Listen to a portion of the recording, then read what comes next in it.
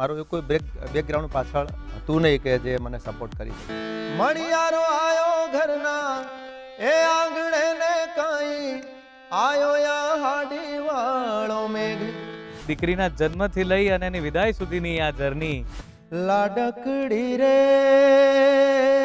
મારા આંગણાનું ફૂલ મારી લાડકડી. દરેક પ્રકારના મ્યુઝિક ગમે, એવું નહીં કે હું ફોકમાં જોડાયેલું, મને ફોક જ. લીલી તુવેર હુકી તુવેર એના બોધ્યા ભારા રે રેશમી રૂમાલ વાળા રેશમી રૂમાલ વાળા. ગુડ મોર્નિંગ ગુજરાતમાં આપનું હાર્દિક સ્વાગત છે.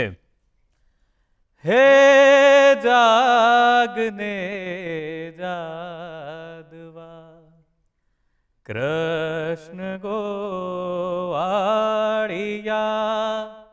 તુજ વિના ધેનમાં કોણ જાશે. એ જાગને જાદવા. મિત્રો, આ પ્રભાત્યું નરસિંહ મહેતા દ્વારા રચાયેલ આ પ્રભાત્યું આટલા વર્ષોથી, સદીઓથી આપણા માટે આપણા સંગીતની એક ઓળખ રહ્યું છે. એનું કારણ જાણો છો? કારણ કે આ પ્રભાત્યું એ ઓળખ છે આપણા લોકસંગીતની. એ પ્રકાર છે આપણા લોકસંગીતનો. લોકસંગીત એટલે લોકોનું સંગીત, લોકો માટેનું સંગીત, લોકો દ્વારા રચાયેલું સંગીત. અને ગુજરાતી લોકસંગીતે તો પોતાનો ડંકો આખા વિશ્વમાં વગાડ્યો છે. એવો વગાડ્યો છે કે અત્યારે આખું એ વિશ્વ ગુજરાતી લોકસંગીતનું દીવાનું છે. અને એવા જ લોકસંગીતને જીવંત રાખનાર, એને આગળ વધારનાર લોક ગાયકો પણ અવારનવાર આવ્યા છે અને એમણે ગુજરાતી લોકસંગીતને એક નવો જ રંગ આપ્યો છે. એવો જ નવો રંગ ચડાવનાર એક યુવાન ગાયક, લોકગાયક કે જેમણે ગુજરાતી લોકસંગીતમાં પાલનપુરથી આવી અને એક અલગ જ માહોલ બનાવ્યો. અને આજે એમના લાખો દીવાનાઓ છે કે જે એમના સંગીતને માણે છે અને એમને જાણે છે. તો ચાલો આજે એમને વધુ જાણીએ, માણીએ. આજે આપણી સાથે ઉપસ્થિત છે એવા જ લોકલાડીલા લોકગાયક નીતિનભાઈ બારોટ. કેમ છો નીતિનભાઈ? મજામાં? બસ બસ મજામાં એકદમ. જો નીતિનભાઈની મજા એ છે કે હજુ તો મેં એમને એ કહ્યું અને એમણે સંગીતની શરૂઆત કરવાની શરૂઆત કરી દીધી. તો સર પ્લીઝ હવે આપણે વિલંબ ના કરીએ, કંઈક થઈ જાય. કાના મને દ્વારિકા દેખાડ કોડીલા કાનલો એ કાના રહી ના શકું તમ વિના. વાલા મને માવા મને દ્વારિકા દેખાડ કોડીલા કાનલો હે વાલા રહી ના શકું તમ વિના. એ હા ઊંચા દેવળ દ્વારિકાના જી ઓજી અને આથમણે દરબાર લો. ઊંચા દેવળ દ્વારિકાના જી અને આથમણે દરબાર લો. નીચે ગળે ગોમતીજી નાદ થાય છે સીતારામનો એ વાલા રહી ન શકું તમ વિના.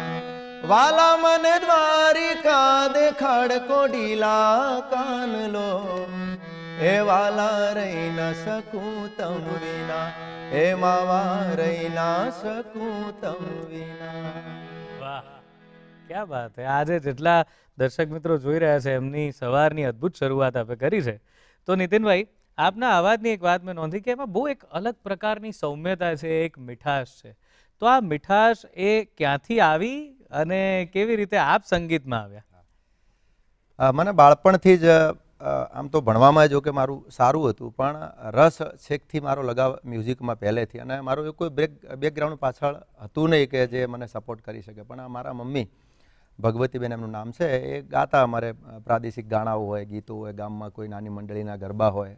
આપનું કયું ગામ સાહેબ અને ક્યાંથી? એ ગામ કેવું છે? આપને ત્યાં આ કલ્ચર ખરું લોક સંગીતનું? કેવી રીતનું છે ત્યાં માહોલ? હા, ના એવું ગામમાં કોઈ વાતાવરણ હતું નહીં, પણ અમારા મમ્મી ગાતા અને ગામમાં નવરાત્રિ થાય એટલે મારા મમ્મીને સ્પેશિયલ બધાએ બોલાવે. સદરપુર ગામ છે પાલનપુરની બાજુમાં મારું, જી. ત્યાં હું મોટો થયો. એટલે મારી મમ્મી જોડે હું જઉં અને સાંભળું જૂના ગરબા, જૂના ગીતો, એ બધું. પછી ધીમે ધીમે મને પણ ગાવાનો મને એક શોખ જાગ્યો કે મારે કંઈક આમાં કરવું છે. અને પછી ધીમે ધીમે મેં ગામમાં ગાવાનું ચાલુ કર્યું. આજુબાજુના ગામવાળા મને બોલાવે. એમ કરતાં કરતાં થોડું મારા વિસ્તારમાં મારું ચાલુ થયું. પછી મેં થોડુંક એમાં શીખવાનું ચાલુ કર્યું. મારા પાલનપુરમાં 1-2 ક્લાસીસ સારા હતા, ત્યાં મેં શીખવાનું ચાલુ કર્યું. અમારે યોગેશભાઈ પુરુબિયા એક બહુ સારા સંગીતકાર છે પાલનપુરના, એમના ફાધર જોડે મેં થોડાક શરૂઆતમાં ક્લાસીસ કર્યા અને પછી ધીમે ધીમે મારું સંગીતમાં ચાલુ થયું. બહુ સરસ. તો આપ શાસ્ત્રીય સંગીત શીખ્યા એમની પાસે, રાગદારી કે પછી સુગમ કે ફોક? ના, શરૂઆત મારી ફોકથી જ થઈ. જી. પછી પાછળથી હમણાં છેલ્લા 4-5 વર્ષમાં મેં અમુક જે રાગોનો યુઝ કરી શકાય ગુજરાતી ફોક સંગીતમાં, એવા રાગો મેં પાટણમાં એક જ્યોતિનભાઈ વ્યાસ છે, એમને મેં ગુરુજી કરી અને એમની જોડેથી મેં થોડુંક નોલેજ લીધું છે રાગોનું. બહુ સરસ. તો આપે કહ્યું એમ આપની શરૂઆત એવી રીતે થઈ કે આપની માતાજીને જોઈને આપ ઇન્સ્પાયર થયા, આપે પ્રેરણા લીધી કે એ બહુ સુંદર ગાય છે તો મારે પણ ગાવું છે.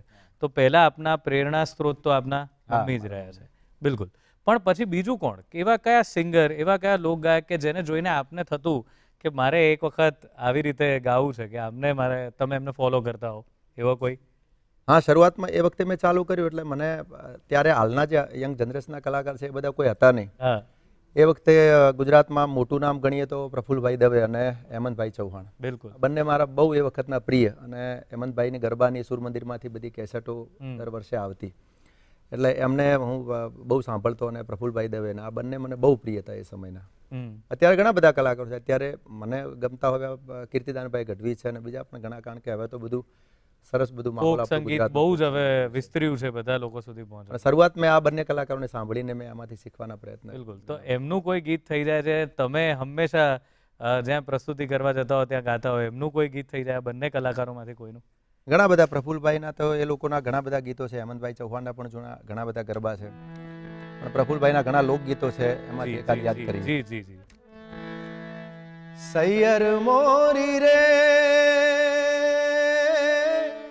ચાંદાને પછવાડે, હે આવો સૂરજ કેદી ઉગશે રે લોલ. એ સૈયર મોરી રે ઉતારાનો કરનારો, એ મારો જાદવરાય ક્યારે આવશે રે લોલ. એ આવશે સાતમને સોમવારે આઠમની અધરાતે રે લોલ. આવશે સાતમને સોમવારે આઠમની અડધી રાતે રે લોલ. સૈયર મોરી રે ચાંદાને પછવાડે, આવો સૂરજ કેદી હે ઉગશે રે લોલ. વાહ વાહ વાહ. બિલકુલ એ જ રજૂઆત છે, પણ તમારો કંઠ એટલો મીઠો, એટલો અલગ છે કે પ્રફુલ્લભાઈનું ગીત તો યાદ આવે જ, પણ હવે આ ગીત મને તમારા અવાજમાં યાદ રહી જશે, એટલો સુંદર તમારો અવાજ છે. હવે તમારી જે જર્ની નીતિનભાઈ રહી છે, એમાં તો ઘણી તમે સ્ટ્રગલ કહી શકાય કે એક નામ ઊભું કરવા માટે એક નાનકડી જગ્યાએથી એક વ્યક્તિ નીકળી અને આજે અહીં સુધી પહોંચ્યા છો. તો એ શરૂઆતના દિવસો કેવા હતા કે જ્યારે તમે કહ્યું એમ કે બીજે પણ ગાવા જતા, ધીમે ધીમે પાલનપુરની બહાર શરૂ કર્યું, એ દિવસો કેવા હતા? એ કેવા પ્રકારનું કામ હતું? એને સ્ટ્રગલ કહી શકાય? એ કેવા પ્રકારની હતી સ્ટ્રગલ? સૌનકભાઈ બહુ કરી છે મેં. અત્યારે તો ડિજિટલ જમાનો આવી ગયો છે. અત્યારે નવા ગાયક હોય, નવા સિંગર હોય, એમને માર્કેટમાં આવવું હોય તો એકદમ ઇઝી રસ્તો છે. યુટ્યુબનું માધ્યમ છે, સોશિયલ મીડિયાનું માધ્યમ છે. પણ જ્યારે મારી શરૂઆત થઈ ત્યારે કોઈ કંપનીમાં કે કેસેટમાં કે ગાવું બહુ અઘરી વાત હતી એમ, કારણ કે એ બધી ઓફિસ અને બધું નેટવર્ક અમદાવાદમાં. હવે અમારું તો છેવાડાનું ત્યાં બનાસકાંઠા, ત્યાંથી અહીંયા કઈ રીતે આવું, શું કરવું. પણ શરૂઆત નાના પાયાથી ચાલુ કરી મેં. મને 10મા ધોરણમાં અતિશય પછી મને એમ થઈ ગયું મારે મ્યુઝિકમાં કંઈક કરવું જ છે. એ વખતે હું 10મા ધોરણ ભણતો અને ભણવામાં મારું ધ્યાન પૂરેપૂરું હતું, પણ સંગીતનો પણ એવો ને એવો લગાવ હતો મારો. પછી મારા મધર ફાધરને વાત કરી. મારી પરિસ્થિતિ બહુ વીક એ ટાઈમે. અમારે નાની કરિયાણાની દુકાન મારા ફાધર ત્યાં ગામમાં ચલાવે ને મારી મમ્મી એમાં સપોર્ટ કરે ને એવી રીતે મારું ગુજરાન ચાલતું. અને હું મોટો અને મારાથી નાનો ભાઈ પ્રકાશ અને અમારી એક નાની બેન, અમે 3 ભાઈ બહેન.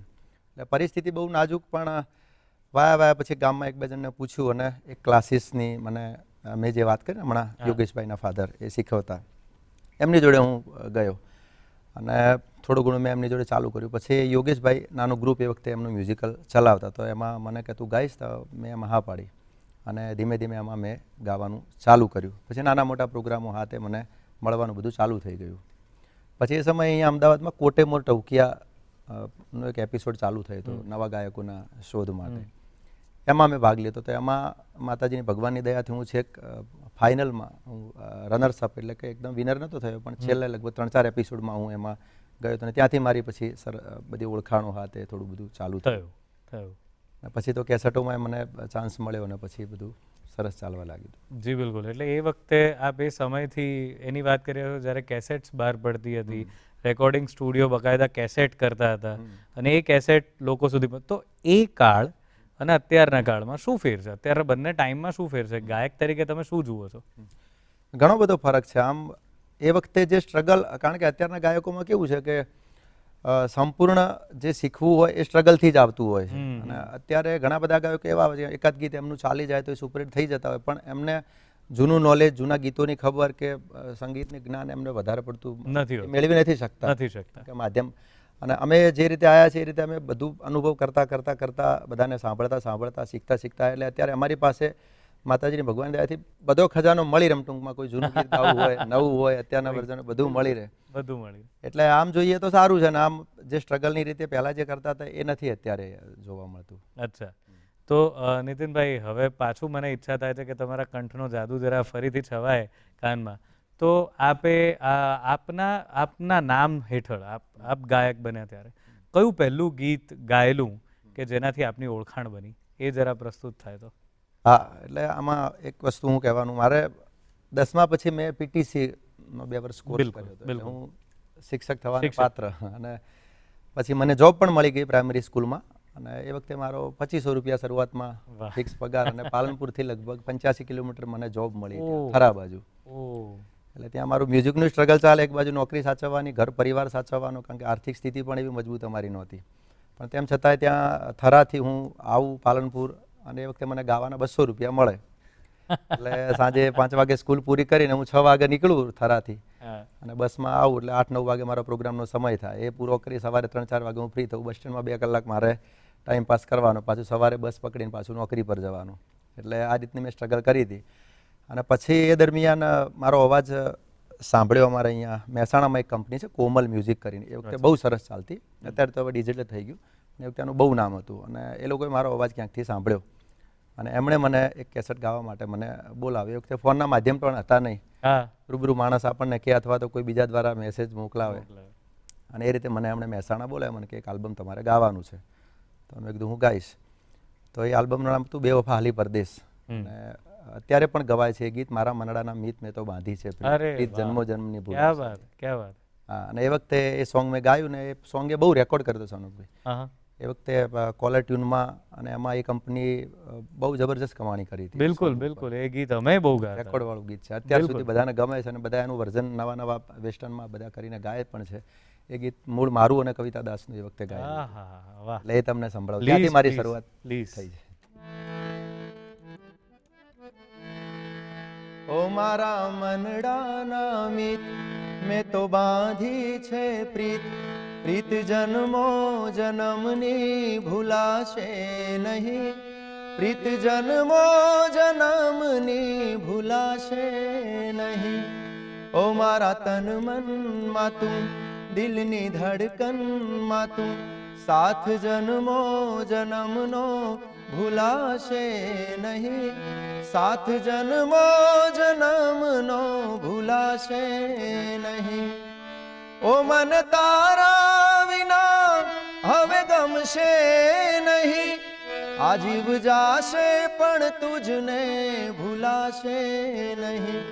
ઓ મારા મનડાના મોર, મારા ચિતડાના ચોર, મારા જીવન તણો આધાર છે તું, મારા જીવન તણો આધાર છે તું, મારા મનડાના મિત મેં તો બાંધી છે પ્રીત. વાહ સાહેબ વાહ.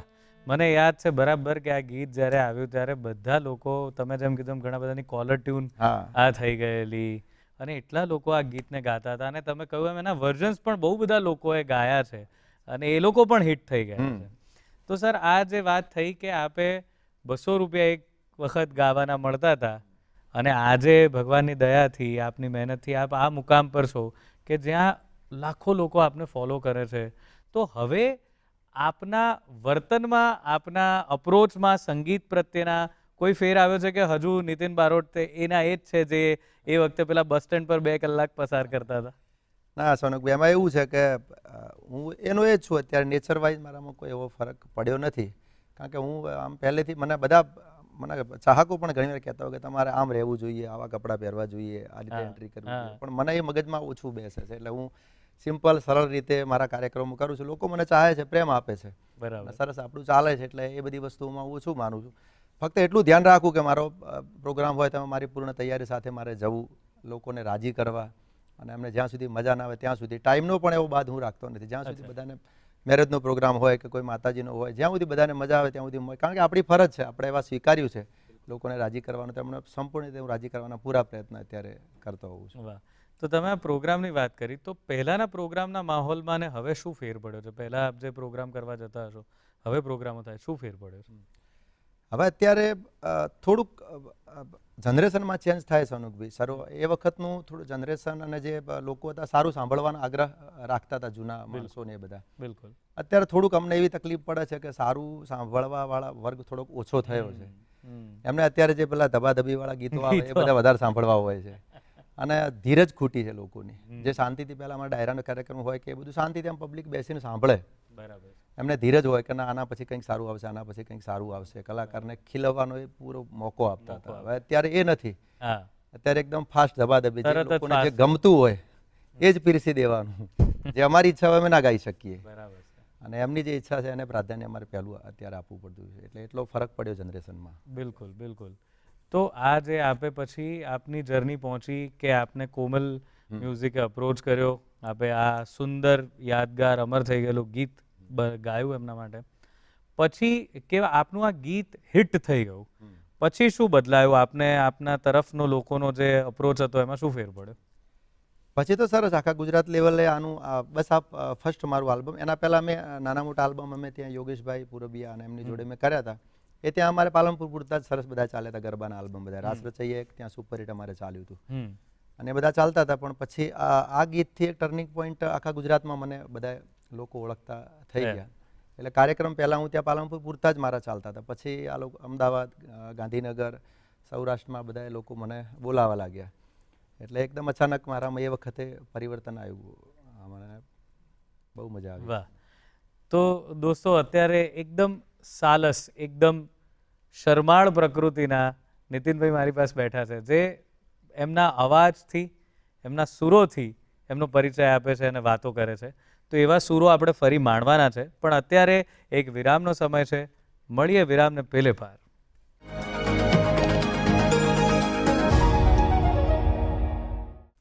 વિરામ બાદ આપનું હાર્દિક સ્વાગત છે ગુડ મોર્નિંગ ગુજરાતમાં. અને મારા બહુ ગમતા ગાયક નીતિનભાઈ બારોટ મારી સાથે બેઠા છે, અને અમે લોકો બહુ જ સુંદર ગીતો વિશેની ચર્ચાઓ કરી રહ્યા છે અને ગીતો માણી પણ રહ્યા છીએ એમના કંઠે ગવાયેલા.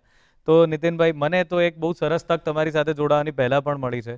બહુ જ સુંદર એક આલ્બમ દીકરી નામે આપનો હતો, અને એમાં મને અભિનય કરવાની તક મળેલી દીકરીના પિતા તરીકે. પણ મને યાદ છે એ કમ્પોઝિશન, એ શબ્દો અને એ જે આપે એમાં અવાજ પૂરીને પ્રાણ પૂરી દીધેલો, તો આખી વાત આંસુ આવી જાય જોનારને દીકરીની વિદાય સમયે. તો એ દીકરીવાળું જે ગીત છે, જરા સાહેબ જો થઈ જાય તો મજા પડે. હા, એ આપણો પરિચય રીતનો છે કે તમે સરસ કલાકાર છો, મારી જેમ તમે પણ બહુ સરસ કલાકાર છો, અને મારા જ સોંગમાં આપણે એ વખતે મળવાનું થયું હતું. બિલકુલ. બહુ સરસ આપે એક્ટિંગ કરી હતી. એ ગીત અત્યારે પણ લોકો બહુ વખાણે છે. જી. ફરમાઈશ પણ આવે છે અને લોકોને બહુ પ્રિય છે એ ગીત. એટલે બે લીટી એની પણ સંભળાવી દઉં દીકરી વિશેનું. લાડકડી રે મારા આંગણાનું ફૂલ, મારી લાડકડી, લાડકડી રે મારા આંગણાનું ફૂલ મારી લાડકડી હો ઘરમાં કરે કિલ્લોલ મારી લાડકડી હો ઘરમાં કરે કિલ્લોલ મારી લાડકડી લાડકડી રે મારા આંગણાનું ફૂલ મારી લાડકડી લાડકડી રે મારા આંગણાનું ફૂલ મારી લાડકડી. વાહ, ક્યાં વાત હે. એ બધી યાદો તાજી થઈ ગઈ. એક દીકરીના જન્મથી લઈ અને એની વિદાય સુધીની આ જર્ની જે આ ગીતમાં આપે બહુ જ સુંદર રીતે આલેખી હતી. મજા પડી ગઈ. તો સર હવે એવું છે કે આ તો આપની વાત થઈ કે આપે કેવી રીતે આ નામના મેળવી અને કેવી રીતે લોકચાહના મેળવી છે. હવે એક વાત એ જાણવી છે કે આપે જે આ કાર્યક્રમો કર્યા, આ થોડીક મજાકની વાત છે કે આ જે કર્યા કાર્યક્રમો એમાં કોઈ એવો યાદગાર પ્રસંગ, કારણ કે આપણે બધા કલાકારો જ્યારે મંચ પર હોઈએ ને ત્યારે ઘણા બધા એવા પ્રસંગ બનતા હોય છે કે જે આપણે જ યાદ કરીને હસતા હોઈએ છીએ. તો એવો કોઈ યાદગાર પ્રસંગ છે કે તમને મજા પડી ગયો કે આ તો અણધાર્યું બની ગયું?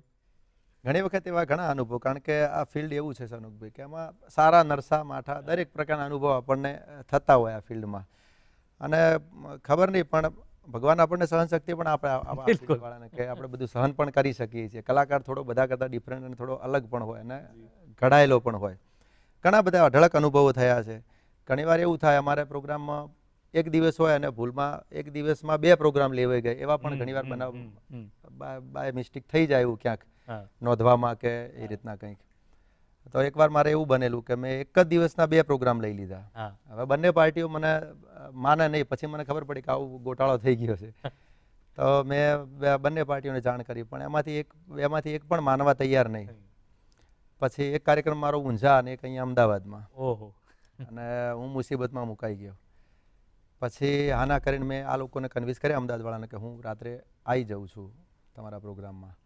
પછી મેં ઊંઝાવાળો કલાક ત્યાં હાજરી આપીને ત્યાંથી નીકળવાનો પ્રયત્ન કર્યા અને હું આવ્યો અમદાવાદ. અને મને એમ કે જબરજસ્ત હવે માહોલ એવું તંગ થઈ ગયેલું કે અહીંયા કદાચ મારે જોખમ પણ, કારણ કે આ બધી પ્રજા અત્યારે ગુસ્સામાં હોય કે આવ્યા નહીં હતું નીતિનભાઈ. પણ તેમ છતાં એ લોકોએ અહીંયા રાત્રે હું 1:30-2 વાગે જે હું પ્રોગ્રામમાં પહોંચ્યો, પબ્લિક બધી રાહ જોવે, બધું પબ્લિક ઓડિયન્સ એટલું બધું, આયોજકો પણ અને મારી રાહ. એ વખતે મારા બધા આલ્બમ બહુ સુપરહિટ ચાલતા એટલે ચાહના પણ એવી બધાની. પણ તેમ છતાં એ લોકોએ એટલો બધો મને પ્રેમ આપ્યો અને ફૂલહાર પહેરાવીને મને જે મારી એન્ટ્રી કરાવીને જબરજસ્ત આપણને એમ થાય કે ઓહો આટલો બધો પ્રેમ. એવું થાય કે આટલા આપણે લેટ પડ્યા, સમય ચૂકી ગયા, તેમ છતાંય લોકોનો આટલો પ્રેમ, આપણને આટલા હાર પહેરાવે છે જી, આવી રીતે આપણને એટલે બહુ મજા આવે કે આટલો બધો લોકોનો પ્રેમ. એવા ઘણા બધા અનુભવ થાય એમાં. વાહ. જોકે માઠા અનુભવ મને ઓછા થયા છે સનુકભાઈ, કારણ કે મેં પહેલાં પણ વાત કરી કે મારા એક નેચર વાઇઝ આજ સુધી દરેક કલાકારોના જીવનમાં ક્યાંક એવું બનતું હોય, પણ ભગવાનની દયાથી મારા જીવનમાં એવો એક પણ કાર્યક્રમ સનુકભાઈ નથી કે મારે ક્યાંક ભાગવું પડ્યું, દોડવું પડ્યું, ટિકિટ શોમાં હા તે બંધ કરવો પડ્યો કાર્યક્રમ, એવું ક્યારે લોકોનો અઢળક પુષ્કળ પ્રેમ મને મળ્યો છે. એ કદાચ મારા નેચર વાઇઝ હોય કે કદાચ મારા સ્વભાવના લીધે હોય, એવું બિલકુલ બિલકુલ એવું જ હોય સાહેબ. આપણો સ્વભાવ એવો હોય એટલે લોકો આપણને આપણી આવી કોઈ ક્ષતિ થઈ ગઈ હોય એને માફ કરી દેતા હોય છે. તો આપ જ્યારે મંચ પર જાઓ અને કોઈ એમ કે નીતિનભાઈ તમારું ગમતું કંઈક સંભળાવો, તો નીતિનભાઈ શું સંભળાવે? ઘણા બધા કીધું. મને સોનકભાઈ દરેક પ્રકારના મ્યુઝિક ગમે. એવું નહીં કે હું ફોકમાં જોડાયેલું, મને ફોક જ પ્રત્યે, મને દરેક ક્લાસિકલ વાગતું હોય તોય મને ગમે.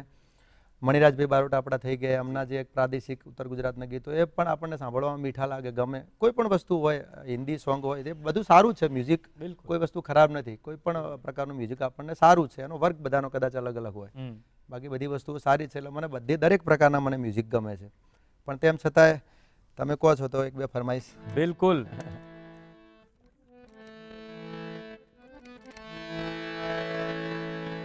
હમણાં ગીત ચાલે છે, 1-2 ગીતો એવા સંભળાવી દઉં. ચોક્કસ. વાલાયા તો વાલપનું છે વાણ, એને પાર તું ઉતાર. વાલાયા તો વાલપનું છે વાણ, એને પાર તું ઉતાર.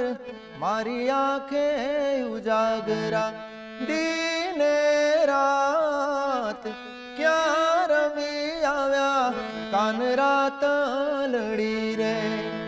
વાલા થોડો હરખ તો દેખાડ, બળેલા ને ના તું બાળ વાલા હરખ તો દેખાડ બળેલા ને ના તું બાળ મારી આંખે ઉજાગરા દીને રાત ક્યાં રમી આવ્યા કાન રાત લડી રે એ દીને રાત ક્યાં રમી આવ્યા કાન રાત લડી રે. વાહ.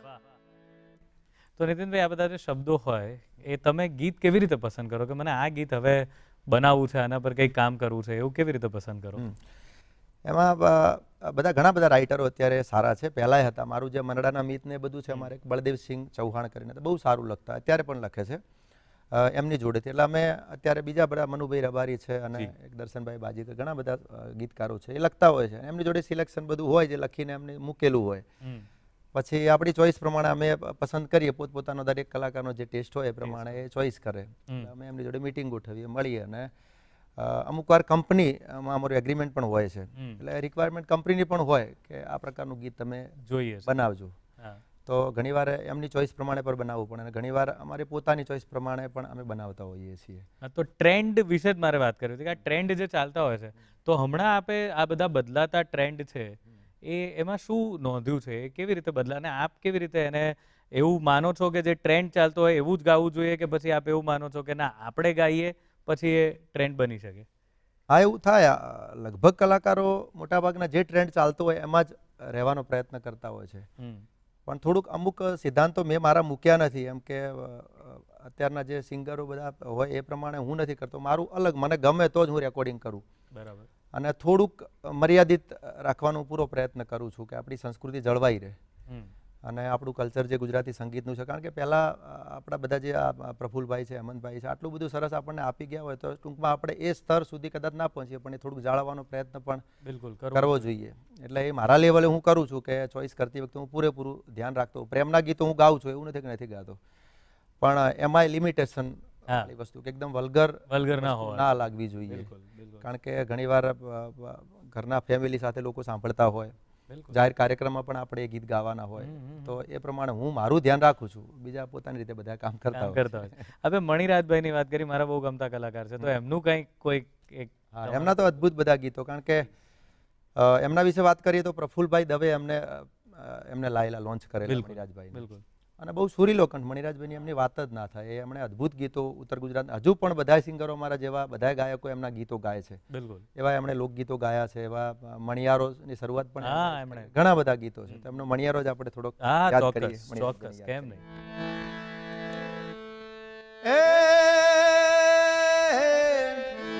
મણિયારો આયો ઘરના એ આંગણે ને કાઈ આયો યા હાડી વાળો મેઘ, એ હું તો તને વારુલ્યા જીઓ મણિયારા, એ હું તો તને વારુલ્યા જીઓ મણિયારા. હે હે મણિયારાના હાથમાં ભમર એ ભાલુડો ને કાઈ, મણિયારાના હાથમાં ભમર એ ભાલુડો ને કાઈ, ખભે શિરોહી તલવાર, એ હું તો તને વારુલ્યા જીઓ મણિયારા, એ હું તો તને વારુલ્યા જીઓ મણિયારા. ઘણા બધા ગીતો છે. લગ્ન ગીત પણ એમનું એક મને બહુ ગમે છે. એ લીલી તુવેર હુકી તુવેર, લીલી તુવેર હુકી તુવેર, એના બોધ્યા ભારા રે રેશમી રૂમાલ વાળા, રેશમી રૂમાલ વાળા, લીલી તુવેર હુકી તુવેર, લીલી તુવેર હુકી તુવેર, એના બોધ્યા ભારા રે રેશમી રૂમાલ વાળા, રેશમી રૂમાલ વાળા. ઘણા બધા ગીતો. તમે રેશમી રૂમાલની વાત કરી અને તમારો રેશમી કંઠ છે સાહેબ, મજા પડી ગઈ છે. આજની આ સવાર છે એ બધા માટે યાદગાર થવાની છે, કારણ કે તમારું જે વ્યક્તિત્વ છે ને એ ખરેખર એટલું સરળ છે કે મને એ વાત આજે સમજાય છે કે ખૂબ સરળ રહીને પણ માત્ર પોતાના કામને, પોતાના પ્રોફેશનને વફાદાર રહીને અને અમુક નિયમો સાથે પણ તમે એટલી સરસ પ્રસિદ્ધિ મેળવી શકો છો અને એ પ્રસિદ્ધિને પચાવીને પણ એટલી સરળતાથી જીવી શકાય છે. એનું ઉદાહરણ છે નીતિનભાઈ બારોટ. આપ આવ્યા, ખૂબ આનંદ થયો સાહેબ, અને ફરી મળીશું જ. આપના કંઠનો જાદુ અમે ઈચ્છે છે કે બધા સુધી આ જ રીતે પહોંચતો રહે અને અમે જે રીતે આપના ચાહક છીએ એ રીતે કાયમ માટે આપના સંગીતને અવિરત માણતા રહીએ. Thank you very much sir. અને મિત્રો, બસ તો પછી આજના ગુડ મોર્નિંગ ગુજરાતમાં આજની સવારને તો સરસ બનાવી દીધી. આવતીકાલની સવારને સુંદર, સુમધુર અને અદ્ભુત બનાવવા માટે ફરી આપની સામે આ જ કાર્યક્રમ લઈને ઉપસ્થિત થઈશું. ત્યાં સુધી રજા આપો.